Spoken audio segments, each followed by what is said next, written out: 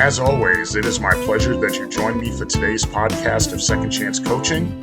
My name is Dr. Richard Lewis. If you'd be so kind as to leave me a rating and your feedback, I would very much appreciate it, and it will help others like you to optimally discover this podcast wherever you listen to this and your other favorite podcast.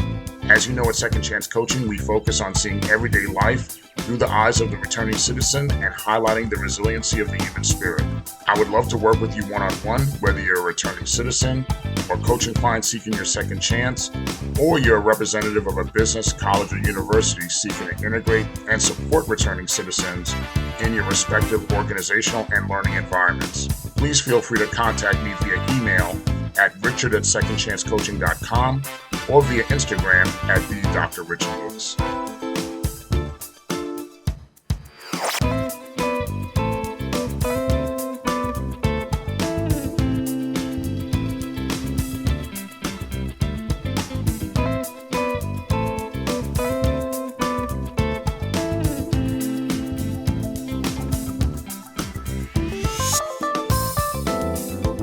Welcome everyone to the third episode of our fourth season of Second Chance Coaching.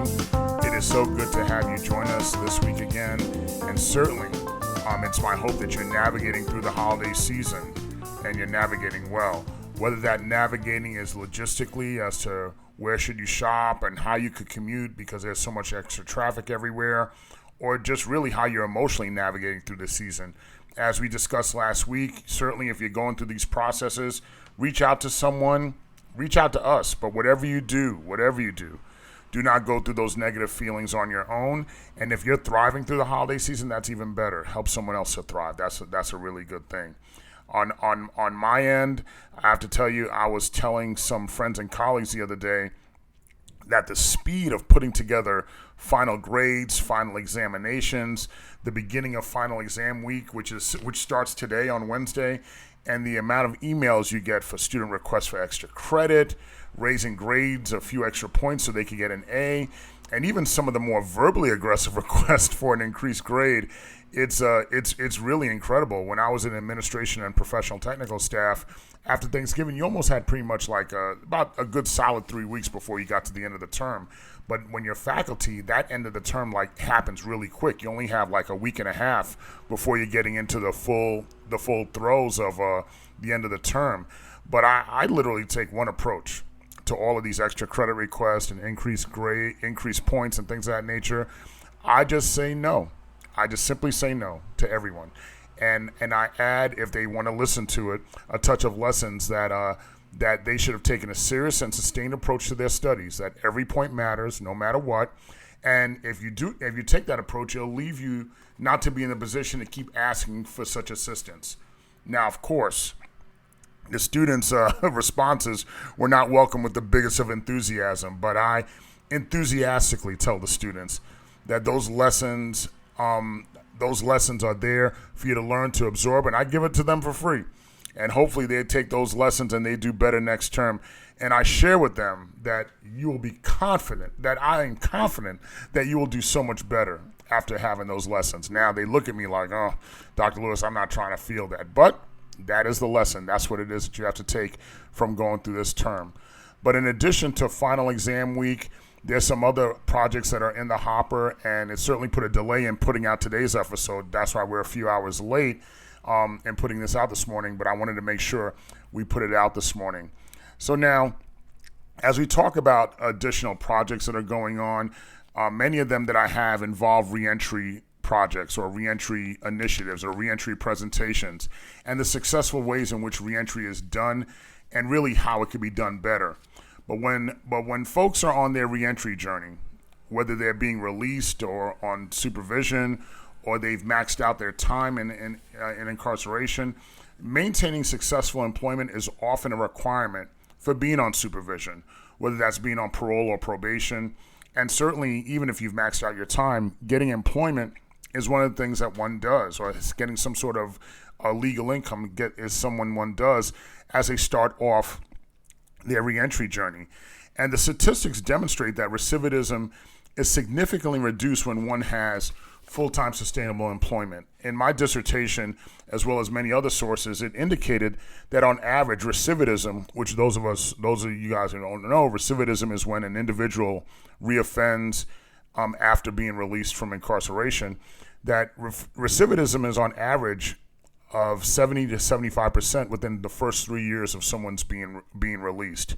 And the obtaining of full-time employment or having legal income or opening up a business could cut the recidivism rate by 40 to 45%. That's incredible. But when one has a full-time job as part of their purpose, it does lower recidivism, which is important to the community and it is important to that individual. And the reentry journey is more successful for that returning citizen. When I was on work release and parole from 2001 to 2005, I certainly was not aware of these research statistics, but I knew that working and rebuilding my purpose and being on my way back to living life was tied to my sustainment to being able to take care of myself. And through taking care of myself is through having full-time employment. When I was on work release and parole, when I first got on there, my first job was working as a contract worker for the New York City Department of Human Services. In that job, I worked as an inventory analyst in their warehouse located on the far south side of Brooklyn, all the way in Sunset Park. And the humility of that job was not only doing the work, which was good, simple work. I mean, it wasn't manual labor, but it was good, simple work. But certainly the time I spent on the bus and the train, it was a long commute from Queens. It left me a lot of time to think about what was next. What was I going to be doing next? What was going on in that moment? And when I concluded work release and then I just became on parole, I took on a second job. As many of you know, I took on a job and started working at Amsterdam Billiards, working in security. And that was a rewarding job in and of itself as well, because not only did it help me continue to remind me of my purpose in working, but also being in that social setting, watching other people enjoy life as far as playing in leagues and just going out on dates and just being in a social setting and vibing with friends also reminded me that there's a balance between work and play. It also reminded me what was I working towards? What was I working towards as far as rebuilding my life? And then in 2003, I started to look for another full-time job because I figured at that point my time at the New York City Human Services had expired. It had not expired. I decided to leave on my own because I felt like, you know what I was learning there, I learned what I needed to learn there, and that time was over. But then when I was looking for another full-time job, I did leave Human Services, and I was offered and accepted another position as another contract worker with the New York City Administration of Children's Services. In this position, I worked as a technical writer. Now, I didn't even know what a technical writer was at that point, but as a technical writer, I basically was charged with writing manuals and technological instructions for computer technology and software programs, and I was designed to write them in plain English for the staff to utilize as part of their everyday work. Now, the job definitely required more effort than I did at Human Services, and it was a long commute as well. So I was going to Lower Manhattan, but I certainly felt purposeful and was thinking which direction that my career would take at this point. You know, I was thinking maybe I'll go into project management, maybe I'll get industry technical certifications. I really wasn't sure what I wanted to do, but I was thinking that this job would take me to that place and help me discover it, and if I really wanted to do it or not do it. And I was just not aware that my time at that job would be pretty short. I don't even think I crossed 90 days at that job. And the colleagues there, they were pretty decent for the most part, but I remember running into one colleague, one woman that was there. She seemed to be like the right-hand person of the site boss, of the site manager, or the person that was in charge. She seemed to be his right-hand person, and anything that she said or she told him to do, he would do it. And initially when I met her, she was pretty supportive, pretty supportive, friendly. There didn't seem to be a problem. But it didn't take long for me to see that she had expressed an interest in me, a romantic interest in me, and was making numerous romantic overtures to me. I didn't think much of it, at the time. I kind of brushed it off. I didn't really, respond too much. But when I saw that it was getting to the point of being harassing, she's really not taking no or a blow off for an answer, I had to sit there and tell her that I wasn't interested. I would politely decline her overtures. And at the time, I wasn't interested in her. I did have a girlfriend at the time. And plus, I was really at the beginning of my reentry journey, and it was at the beginning of parole. I didn't want to mess that up. And I was really concentrating on optimizing my purpose, And even if I was the type of person that said, you know what, let me just play around and do dirt. Let me just sit there and juggle and do what it is that I want. It just wasn't in my bandwidth to do it, in addition to just trying to go home and trying to be home and do my thing and take care of the kids when they would come for the summer. I was just trying to be the best person I could be and try to live my purpose. And, playing around, I didn't think that was going to be part of my purpose. Now, one of the first assignments that we got, I forgot the nature of the assignment, but we received our initial technological project, and all of us were teamed up with different project partners, different coworkers that we would work on the project with. And this time we were working two on two. So when we received our initial technical project, I just pretty much went with the flow. I jumped into learning these new parameters. I was excited about learning this new job and learning what it is that we're going to be doing over there. Not only in learning it there, but knowing that I wanted to take it and learn in different places as well. And then we had a collective team briefing, a team meeting to talk about the parameters of the project. Now, my project partner, I knew that he had a strong personality and things of that nature. But I didn't really think nothing of it. But in that meeting, without warning, he definitely talked about how critical he was of the parameters of the project, that he didn't like it. And in that meeting, he was pretty strong and pretty vocal. He was a little older than me, so I felt like, it wasn't really my place to say anything. But in the midst of that talking and having that discourse go on back and forth, I just felt it wasn't my place to speak. I don't think I was in a place to speak. I didn't want to contradict my partner, but I also didn't want to go against the people that were giving us directives. But even though I thought to myself that my project partner had some valid points in what he was talking about, I really just wanted to work under the radar. I just wanted to be under the radar as far as what we were doing. And at the end of the day, I thought to myself, listen, we're not being asked to do anything illegal. We're not being asked to do anything immoral. So my perspective was, let's just get it done. I mean, I'm not in charge, so let's just get it done. It's not that bad. The meeting continued to get contentious with him, and it got contentious with the people we were working for. So it just seemed to keep on escalating at that point. I just took notes in the meeting. Didn't say much words after that. But, you certainly after a meeting like that, you don't come away with a good feeling. And after that meeting, the remainder of the morning, there was no follow-up for anybody we worked with, no follow-up discussion, no next steps, no nothing. It was like a strange, cold, like that frozen out feeling when you could tell people are not speaking to you or not engaging with you. And then right before lunchtime that day, our agency representative came on site and told us and took us out to lunch, and then told us over lunch when we were off site that the two of us were being terminated from the job immediately, that the people at Administrative of Children's Services said they were terminating us. They did not want or desire our employment any longer, that any of our belongings that were there, that she would go back in there and get them, and she did retrieve those things. And I didn't have any belongings there anyway. Like I said, we were there for less than 90 days.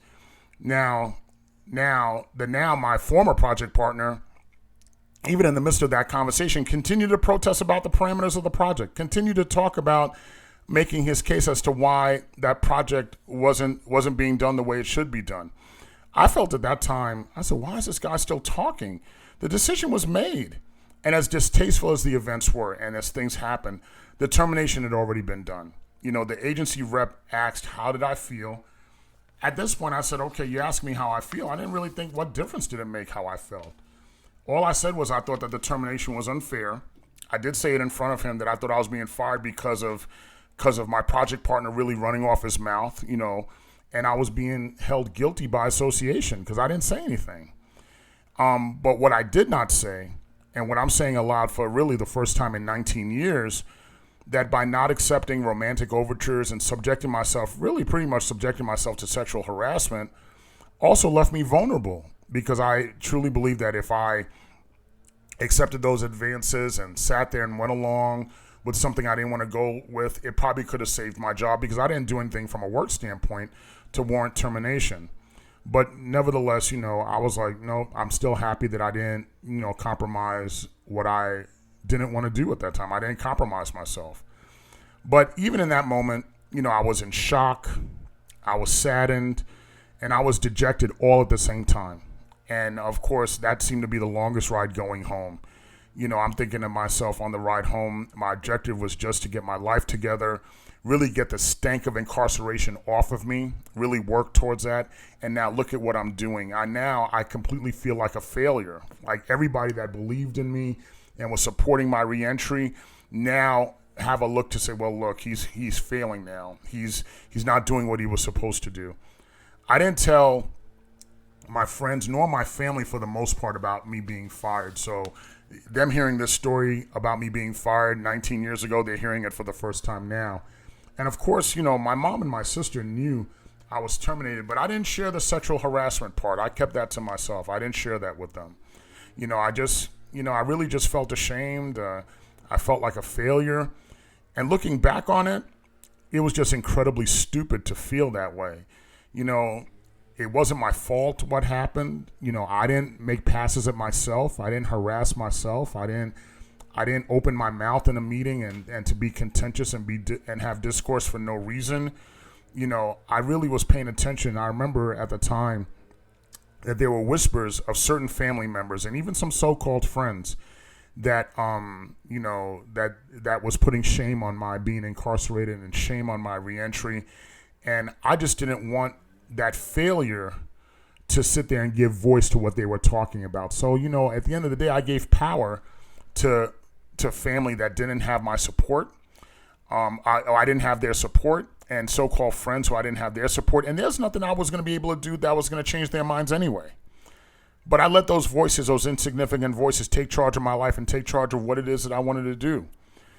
Looking back on it, I should have embraced the experience as a learning experience. And I should not have allowed a woman's misbehavior to marginalize me. I should not have sat there and taken blame for someone else's actions, for someone else's misbehavior. I should not have allowed my voice to be robbed in that process. Should not have allowed to let a project partner speak for me. When I look at all these projects and reentry that I'm doing right now and how important it is for the purposes of people's reentry and employment, and certainly it's important to your reentry and your employment. It made me really think about that experience of being fired, a little over 19 years ago. I certainly want to take the time to share with you today on how to get over getting fired from a job, especially along your reentry journey, especially along this standpoint. Some of the steps that I'm sharing with you are more emotional in nature, really mindset in nature. And I executed some of these steps even without even knowing, but when I got through the termination process. But certainly before we get through these steps, I want you to the first important step, if you don't remember any of these steps, what I want you to remember is to remember to feel no shame if you get terminated. It happens all the time. A lot of people get fired. So don't feel any shame when it comes to that. No matter what certain family members from the peanut gallery who you don't have their support and you'll never have their support anyway, whatever they're saying, whatever so-called friends or associates or people that you're trying to impress, remember, people you're trying to impress are so-called friends that you don't even like. You don't even care for them. So remember, the first step, if you don't remember any step at all, they do not matter. They don't matter. So let's get to the steps as far as getting over getting fired. Number one, let yourself feel your emotions. Losing a job is a major life change. It's almost like grieving someone or grieving something. Allow yourself to reconcile those feelings and put closure to them and move on. Allow yourself to feel it. It's okay to feel it at that moment. Don't just try to get up and move on from it. Allow yourself the opportunity to feel it. Number two, focus on yourself and exhibit self-care. I cannot say that enough in so many different podcasts we do, to exhibit the habit of self-care and incorporate that in your new job and your new life. 3, reflect on the positives. What did the job teach you? What skills did you learn? What did you learn about yourself? Were you the right fit? Was it always the right fit for you? What lessons did you learn from that job, good and bad? Number 4, reassess your wants and your needs. List out the ideal conditions and practices that you want at your next job. There's nothing wrong with negotiating what it is that you want at your next job, not only when it comes to salary and benefits, but to what it is that you want. What do you want as far as that environment is concerned? And write them all down. Picture it and really manifest it. Number 5, set new goals. Set new goals to establish people say your entire work-life balance, but let me add something else to it. Your work-life and living balance. Use the SMART method, where it's specific, measurable, attainable, relevant, and timely or time-bound. When I got fired from the Administration of Children's Services, I was also working at Amsterdam Billiards at the same time. So I still had that job. It was only on the weekends, and I was working at night. So I had, a different type of schedule where I could reflect on things and do different errands during the day. And I really had time to really reflect and think about what it is that I wanted to do next. And thank goodness I still had a job with some income. Not as much income as I'd like. It was a part-time job, bringing in part-time work. But I had that opportunity to spend time with the kids when they came for the summer, to really think through with family, to read, and just write down a lot of things purposely that I wanted to do, what my next steps were. And my next full-time job after that was not for another year when I got to the Fortune Society. And then, you guys know in previous episodes how wonderful that experience was for me as well. Number 6, make healthy decisions. Stay active, stay exercising, keep moving. Keeping moving definitely helps you have a clear mind, gives you less stress. Think about the food that you eat. Of course, I had a lot of home cooking from mom, so that helped a lot. When you feel better, you'll do better. And making those healthy decisions will definitely help you go through that.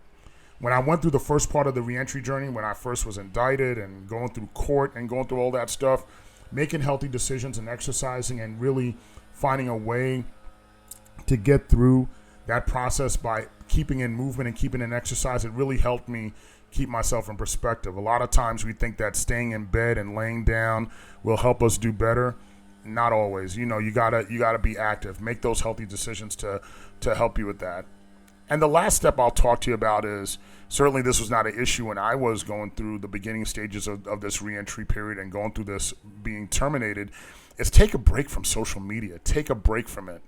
Stop comparing your life to others. Now, when I look at social media, I look at so many people that I grew up with. Look at people I went to school with. Look at people that I worked with. Some people I do work with. And I constantly go through the same things that you go through. I compare myself. I think about what they're doing, and I'm thinking about what I'm doing. Am I doing enough? And I'm doing this, but they're doing that. They have this new car, and what about this, and what about that? You got to stop. Stop it. Stop it. Stop doing it. I understand. I love social media. I do see where it has its value. I get it. I keep in touch with loved ones. But really, everything that's in social media is a moment. You're capturing a moment. You're capturing moments in time. And I cannot compare my everyday journey. You cannot compare your everyday journey to a captured moment in time that someone's putting on social media. Now, when I've spoken to people on the phone that I've reconnected with in social media that I grew up with, and we speak, whether it be friends, family, and we speak on the phone, I know who they are. I know what they're going through. And I hear all the stories that they're going through, the struggle that is not representative in those moments in time. But at the same time, they hear what I'm going through. They know what I am. They know who I am. And they know the struggles that I'm going through that are not captured in those moments in time. So when you're going through the job transition, if it helps for your sanity, take a break from social media. Because believe me, you have bigger fish to fry than to comparing your everyday what's going on to someone's frozen moment in time. At the end of the day, being fired is not easy. It's happened to many of us. It still will happen to many of us. It happens to people all the time. And but remember, the recovery and the comeback is still there to be had. It's still there to be had. It was to be had by me. It's to be had by you. And no one should underestimate the power of those of us. Yes, I'm talking to you. You, me, and those of us who are all in this together, who've perfected the art of the comeback. You've done that.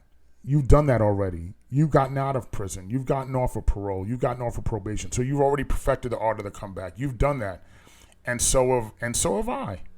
So you and me, all of us together in this, we're already powerful forces. So believe me, you got this.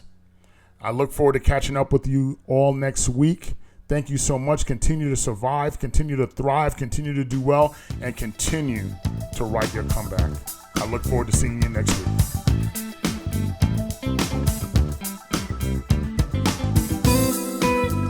Thank you again for joining us here at Second Chance Coaching. In addition to coaching services for individuals and businesses, I'm also available for speaking engagements and workshops on criminal justice reentry, human resources, as well as organizational culture and leadership. Feel free to email me at richard@secondchancecoaching.com, as well as connect with me on Instagram at @DrRichardLewis. Remember, every day you are given this opportunity for your second chance, and I know you'll make the best of it. I love you all, and I look forward to connecting with you next time here at Second Chance Coaching.